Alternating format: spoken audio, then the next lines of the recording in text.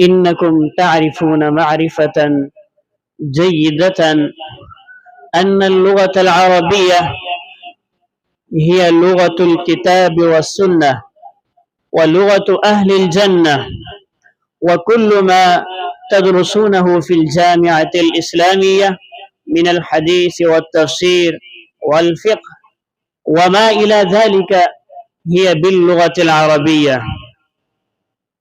الآن يخطب خطبة رائعة جيدة بديعة أخونا محمد عمر، أدعوه أن يأتي ويخطب خطبة قيمة نظرا إلى ضيق الوقت. الحمد لله الذي أنزل أفضل الكتاب على أفضل العرب والعجم وجعل لسانه عربيا مبين، وإنه لفي زبر الأولين، والصلاة والسلام على سيد الأنبياء والمرسلين محمد صلوات الله وسلامه عليه وعلى آله وصحبه أجمعين ومن تبعهم بإحسان إلى يوم الدين. أما بعد، فأعوذ بالله من الشيطان الرجيم. بسم الله الرحمن الرحيم. قال سبحانه وتعالى: إنا أنزلناه قرآنا عربيا لعلكم تعقلون.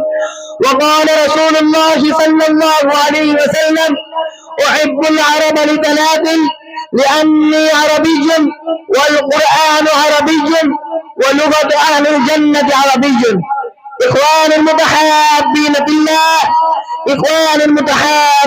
الله، إنه لمن الغبطة والسرور أن وفقني الله تعالى بأن أكون بين أيدي إخوان الطلاب، وأريد أن ألقي أمام حضراتكم بعض الكلمات حول اللغة العربية.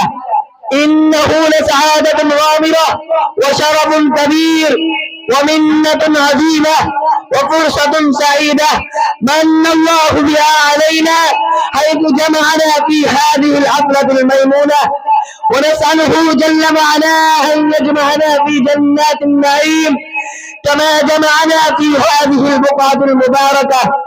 أحبتي في الله، لا شك أن اللغة العربية لها دور ومكانة في نشر العلوم الإسلامية في أرجاء العالم، ولو لم تكن اللغة العربية لما فهمت الأمة القرآن والأحاديث، ولما توحدت على كلمة واحدة، ففرض على الأمة تعليمها وتعلمها. وفي هذا الصدد قال عمر رضي الله عنه: تعلموا العربية فإنها من دينكم. وقال ابن تيمية رحمه الله: العربية من الدين وتعليمها واجب. أيها الأحبة، انظروا إلى تراثنا العلمي، كم بذلت نتائج عظيمة في نشر العربية، وكم بذل علماء الأمة قصارى جهودهم للاهتمام والعناية بها، لأنهم قد أدركوا لغة الإسلام ولغة التي نزل بها القرآن الذي تحدى الإنس والجان وعجر العقول والأديان، وادخلوها بالمسلمين عندما فتحوا البلاد والأمصار. لكن هناك سؤال حتى يتطرق في الأذهان: لماذا صارت هذه اللغة أجنبية عند المسلمين اليوم؟ حتى العلماء على الرغم هم يدرسون ويدرسون الكتب العربية، ولكن كل من تجد يتحدث بالعربية ويعتز بها. أين حبنا بالنبي صلى الله عليه وسلم ولغته؟ هل تحدثنا بلغته وهل علمنا أولادنا؟ وهناك كم تجد من بيوت المسلمين في البلاد الإسلامية الذين يتكلمون مع أبنائهم باللغة الإنجليزية فخرا واعتزازا بها. وأخيرا أسأل الله أن يرزق الجميع العلم النافع والعمل الصالح.